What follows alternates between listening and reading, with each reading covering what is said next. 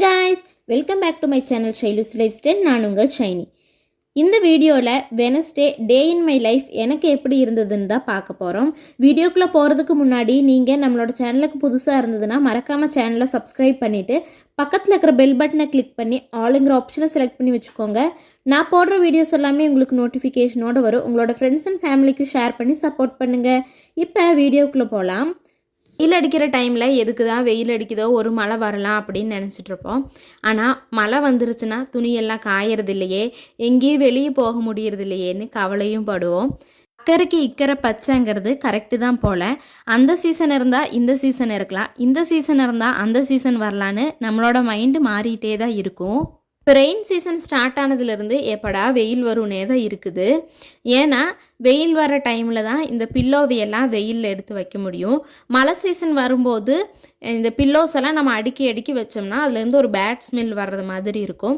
அதை அவாய்ட் பண்ணுறதுக்கு ஒன்ஸ் நம்ம வெயில் அடிக்கிற டைமில் ஒரு 2-3 ஹவர்ஸ் வச்சு எடுத்தோம்னா அந்த ஸ்மெல்லெல்லாம் போயிடும். அதுக்கப்புறமா இந்த பில்லோ கவர் போட்டு எடுத்து வச்சிடலாம். அதனால தான் வெயிலில் கொண்டு போய் அது எல்லாத்தையுமே அடுக்கி ஒரு சேரில் வச்சுட்டு மார்னிங் சாதமும் குழம்பு அம்மா வச்சுட்டு போயிருந்தாங்க. பொரியல் என்ன செய்ய சொல்லியிருந்தாங்க. உருளைக்கிழங்கு இருந்ததுனால அதை குட்டி குட்டியாக கட் பண்ணிவிட்டு உப்பு, மிளகாய்த்தூள், மஞ்சள் தூள் மட்டும் போட்டு மிக்ஸ் பண்ணி ஃப்ரை பண்ணி எடுத்துட்டேன். நான் சின்ன பிள்ளையாக இருக்கும்போது அம்மா ஸ்கூலுக்கு இது மாதிரி உப்பு, மிளகாய்த்தூள், மஞ்சள் தூள் மட்டும்தான் போடுவாங்க. வேறு எதுவுமே இதில் சேர்த்த மாட்டாங்க. ஆனால் இப்போவெல்லாம் இப்படி ஃப்ரை பண்ணுறதில்ல. கொஞ்சமாக கார்ன்ஃப்ளவர் மாவு, இஞ்சி பூண்டு பேஸ்ட்டு, சிக்கன் மசாலா இதெல்லாம் போட்டு தான் நம்ம ஃப்ரை பண்ணுறோம். இது ஒரு மாதிரி டேஸ்ட்டாக இருந்தாலும் இந்த உப்பு, மிளகாய்த்தூள், மஞ்சள் தூள் போட்டு சாப்பிட்றது அது தனி டேஸ்ட்டு தான். அதுக்கப்புறம் இதையும் ஃப்ரை பண்ணி எடுத்து வச்சுட்டு கொஞ்சம் ஒர்க் இருந்துச்சு. இன்றைக்கி மெயினாக நான் செய்ய வேண்டிய ஒர்க் என்னென்னா வீடு ஃபுல்லாகவே க்ளீன் பண்ணி மாப் போட்டுடலான்னு தான் நினச்சிட்டு இருந்தேன்.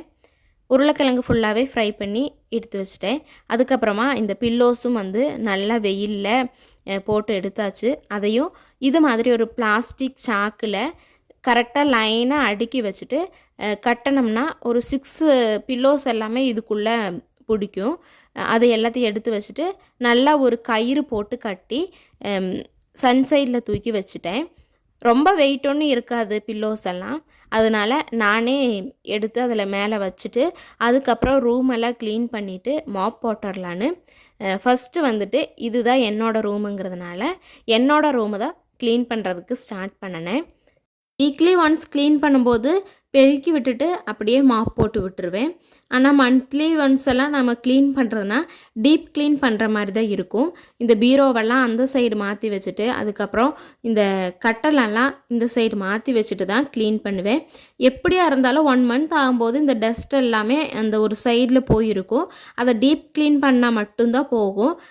அதனால் ஒவ்வொரு ரூம்லேயுமே எந்த சைடு பொருள் இருக்குதோ அதையெல்லாம் இன்னொரு சைடில் மாற்றி வச்சுட்டு ஃபுல்லாக பெருக்கி விட்டு ஒன்ஸ் மாப் போட்டு விட்டுருவேன். அதுக்கப்புறம் நல்லா ட்ரை ஆன உடனே அந்த சைடு தூக்கி அந்த பொருளையெல்லாம் தள்ளி வச்சுட்டு வீடு அந்த ரூம் ஃபுல்லாக க்ளீன் பண்ணி மாப் போட்டு விட்டுருவேன். ஃபுல்லாகவே க்ளீன் பண்ணிவிட்டு அதுக்கப்புறம் ட்ரெஸ் எல்லாமே வாஷ் பண்ணி போட்டிருந்தது நல்லா ட்ரை ஆயிருச்சு.